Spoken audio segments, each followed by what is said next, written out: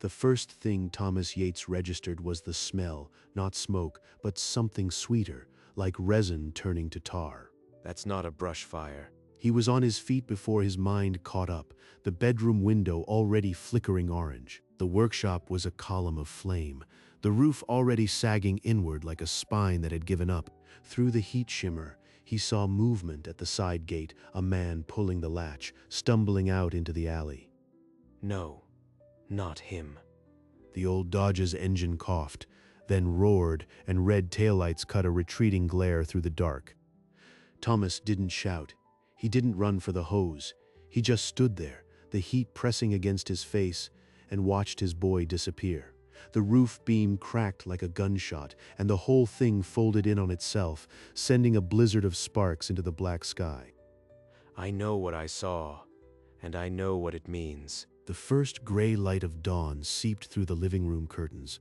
He hadn't moved.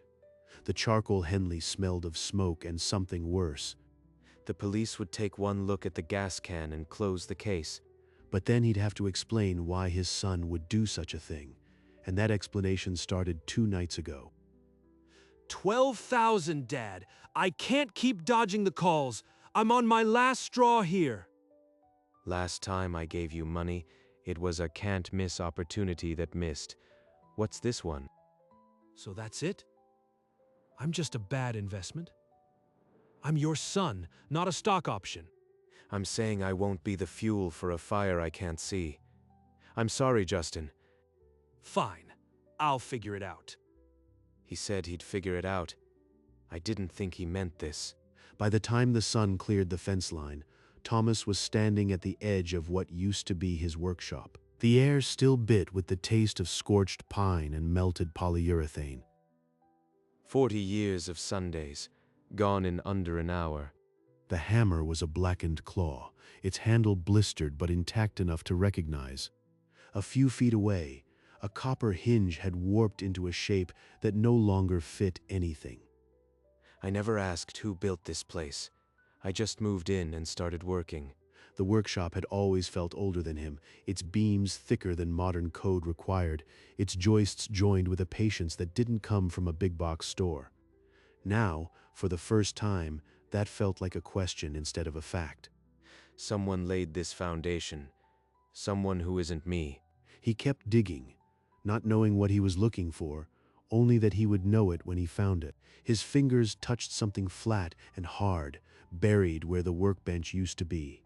He pulled it free, a rectangle of brass, no bigger than his palm, blackened but uncrushed. He rubbed a thumb across its face. The soot fell away to reveal deeply stamped letters. JL, 1972. Who the hell is JL? The name meant nothing to him, just initials and a year. But the brass had survived a fire hot enough to melt steel. That was deliberate. He slipped the plate into his pocket, felt its cool weight against his leg. It was the only thing in the whole wreckage that still had a name. Someone carved their mark into this place before it was ever mine. I owe it to them to find out why. I've worked in this shop for 40 years and never once asked who built it. The question had been there, buried under sawdust and routine, waiting for a fire to uncover it. He turned his back on the ruins. The nameplate heavy in his pocket, a single question burning brighter than the fire ever had. That night, he sat at his desk with the nameplate beside his laptop, searching for any connection between the letters JL and the year 1972. City records turned up nothing. Online archives demanded full names. The trail died before it started. Whoever built that workshop didn't want to be found, or nobody bothered to look. A search for genealogist turned up Evelyn Cross, and he made an appointment for the following Tuesday. Her office smelled of old paper and lemon polish. Mr. Yates, please sit. Tell me what you're looking for. I found this in the ashes. JL, 1972. It's the only thing that survived. I need to know who put it there. Evelyn took the nameplate and turned it over in the light. This will take time. Records from the 70s aren't all digitized, but I've done this before. She opened a new case file and slid the plate into a protective sleeve. Thomas left with less weight in his pocket and more in his chest. 3 days later, Evelyn called him back. She had pulled the original building permit. 1972, applicant James Lucas. The structure is listed simply as workshop, nothing else. James Lucas. I've never heard that name in my life. Did he own the land? Evelyn turned the permit around, her finger resting on a line that read, Owner of Record, County Parcel 14B. No. At the time, the land was owned by a holding company. Lucas was just the man they hired to build. A hired carpenter. That explains why the name never came up when we bought the place. But here's what's odd. This permit is the only record of James Lucas in this county. No birth, marriage, or death here. It's like he dropped into town, built one workshop, and vanished. I'll need to widen the search. Vanished. That doesn't make sense. Who builds something that well and then disappears? Evelyn didn't answer, but the question hung between them, uncomfortable and alive. I found this in a shoebox at the county archives. It was filed under Miscellaneous Photos, 1972. She turned it around. A young carpenter in a plaid shirt stood before the half-built workshop, the same beams unmistakable. That's it. That's the exact frame. But it was the eyes that held Thomas. They hooked something deep and unnamed in his memory. It says Lucas James, 1972 on the back. You can see the nameplate isn't up yet. Thomas nodded, not listening. He was fixed on the jawline, the cheekbones, the tilt of the man's head. I know this face. Not from a meeting or a handshake. From somewhere closer than that. Mr. Yates, does the photo mean something to you? I'm not sure yet. May I take a copy? He folded the copy she gave him and tucked it beside the nameplate. The two strangers now rode together in his pocket. Evelyn wasn't finished. She pulled another folder from the stack, its label worn but legible. Lucas, James, Vital Records. I cross-referenced the name with birth records in 3 neighboring states. Found a match in 1982. A boy. Mother listed as Anna Torrance. Father, James Lucas. The child's first name isn't on the certificate. She slid a photocopy across the desk, a birth certificate with a blank space where a first name should have been. What happened to the child? 2 years later, he was surrendered to Hope Haven Adoption Agency, the same agency that operates here in town. The name hit Thomas like ice down his spine. Hope Haven, that was where he and his wife had found Justin. That's where we adopted Justin. The same building, the same closed files. His hands, resting on the desk, began to tremble. He pressed them flat against the wood, but the shake only traveled up his arms. Mr. Yates, are you all right? Thomas didn't answer. He just stared at the desk as if the wood grain might rearrange itself into an explanation. I requested the adoption file. Sealed records usually take weeks, but I have contacts. She opened the folder. The top page was a photocopy of the original adoption order, faded but legible. The adoptive father's name is right here, Thomas Yates. The air left Thomas's lungs. He didn't need to see the paper. He remembered signing it 40 years ago. It's Justin.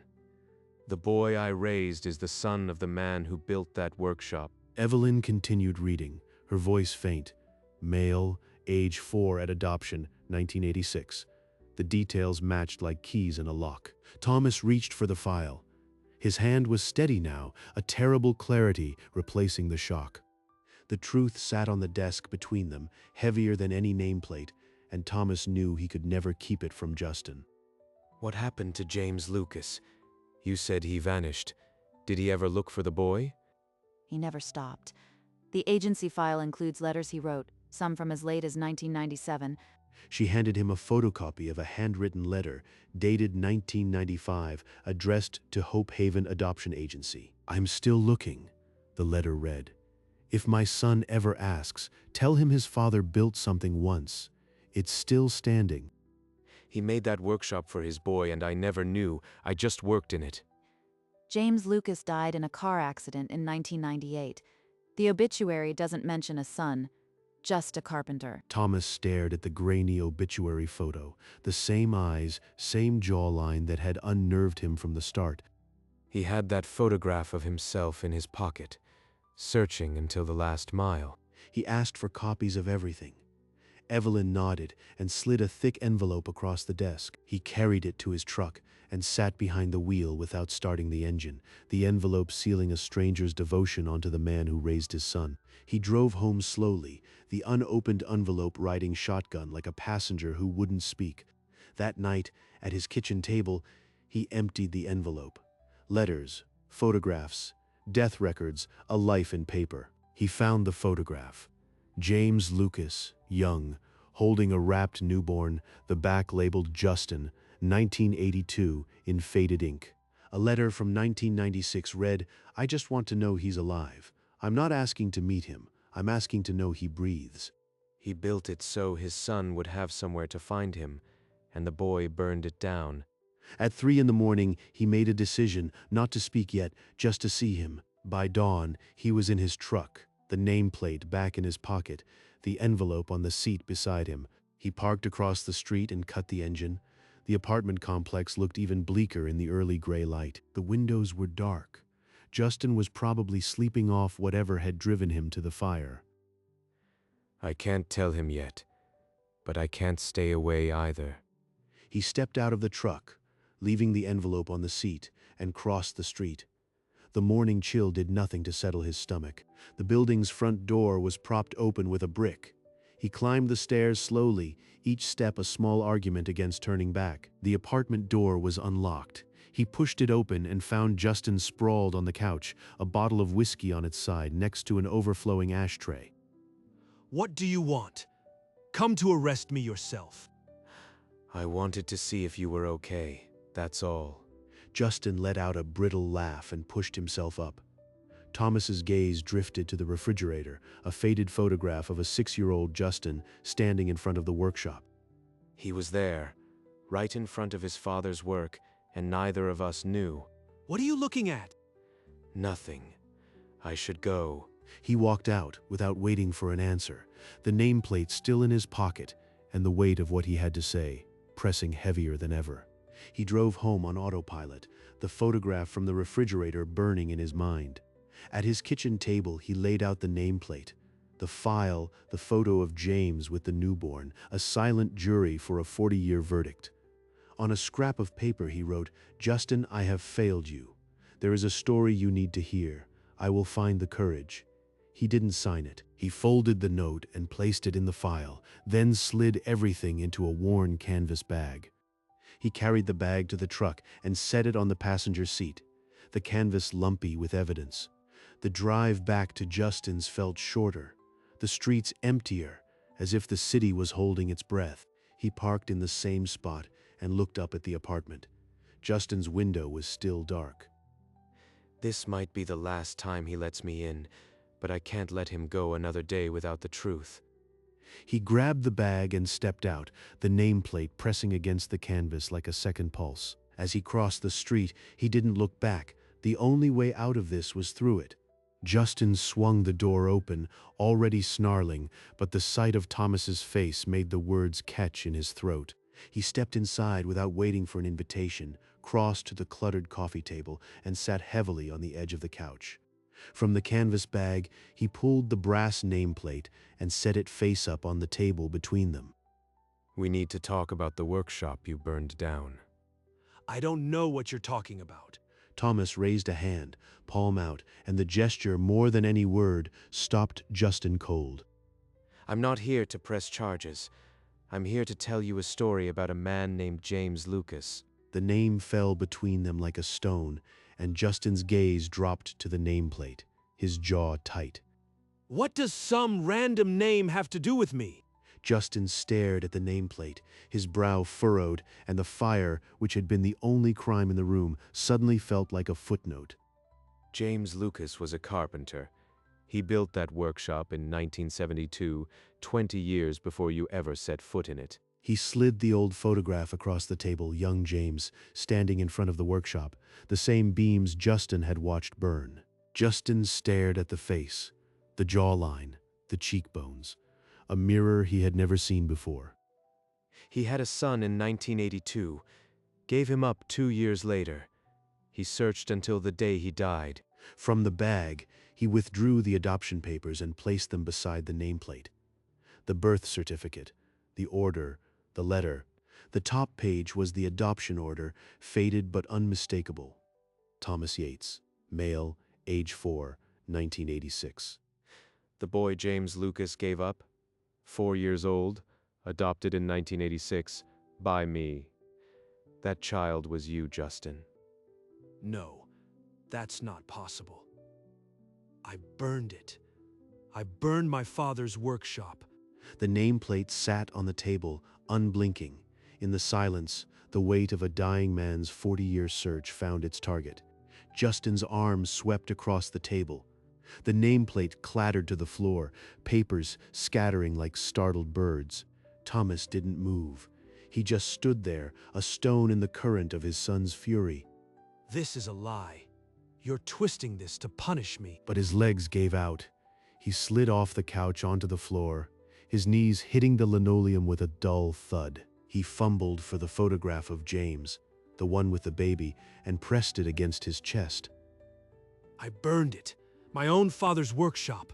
I killed the only thing he ever left me. Thomas's jaw tightened. He wanted to kneel, to pull his son up, but he knew this was a fall Justin had to make alone. The apartment filled with raw, broken sobs, years of misdirected anger collapsing into a single morning. Justin said the name between gasps, James Lucas, as if saying it could undo the fire. Thomas finally bent down and placed the nameplate back on the table upright, the only thing still standing. The old man lowered himself onto one knee, joints creaking, until his face was level with his son's. The nameplate stood upright on the table behind them like a sentinel. I was on the porch, Justin. I watched you light the match. I watched you run. And you didn't call the cops. Why? To rub my face in it later? No, because that workshop was never mine to avenge. It was yours. James Lucas built it in 1972, years before you were born, before I ever knew your name. I've been holding it for you for 40 years, hoping I could one day hand you something that belonged to the man who gave you life. James Lucas, my father. He never stopped looking. He died with your photo in his pocket. That workshop was his prayer for you. What do I do now? I can't undo it. We rebuild it, together. Every beam, every nail. Let it stand for him, and for us. Justin's hand rose slowly, trembling, and clasped his father's, a single nod, the smallest surrender but enough to start. They started where the fire ended, sifting the ashes for anything that had held its shape. A few floor beams, blackened but solid, became the new foundation. Justin carried the heaviest salvage on his shoulder, his jaw set in a way that turned penance into posture. Thomas showed him how to set a joist without forcing it, how to listen for the wood's own give. He built the first one by himself, didn't he? No power tools, no help. All summer. There's a photo of him standing right about where you're standing, same hammer in his belt. Autumn came and went, leaves pooling around the half-built frame, but the hammer never stopped. The easy rhythm between them had no words, just a shared motion, a board handed instead of set down. All those years I thought you were just hard on me. I didn't know you were carrying this. I was scared. Every time you asked about your birth parents, I thought I'd lose you.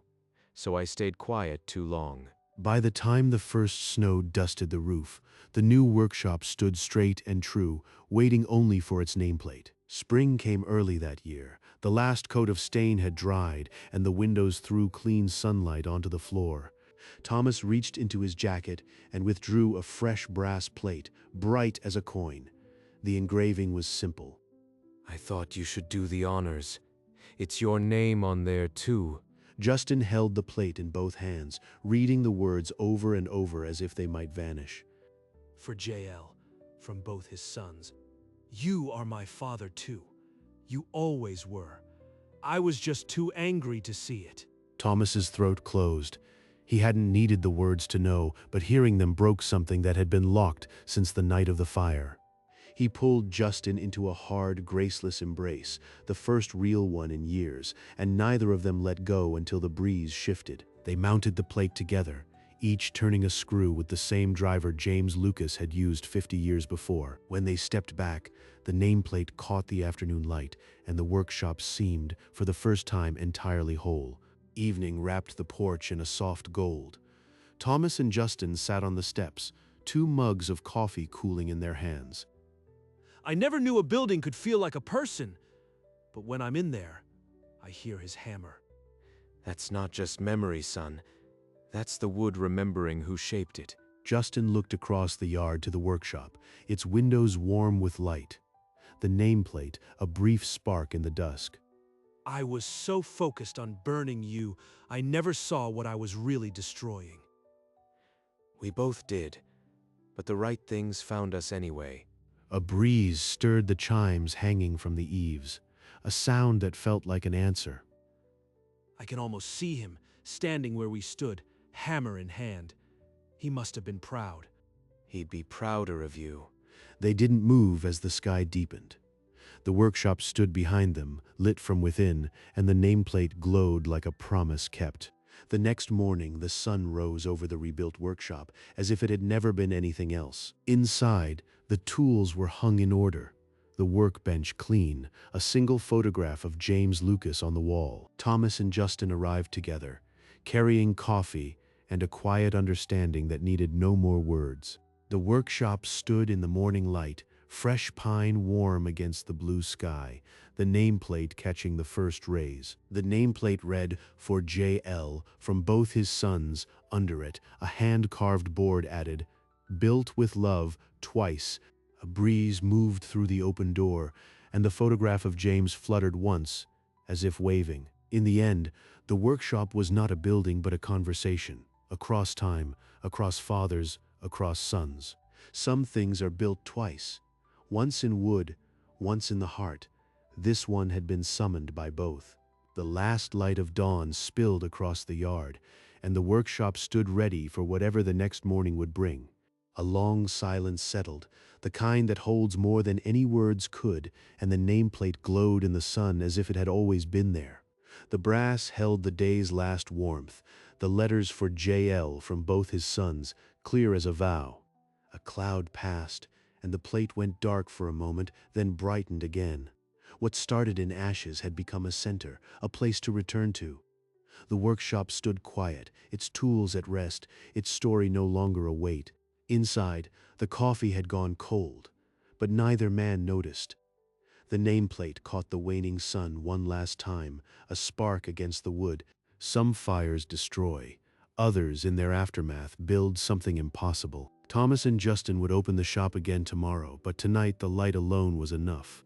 The brass faded into twilight, and the name remained unblinking, for J.L. from both his sons.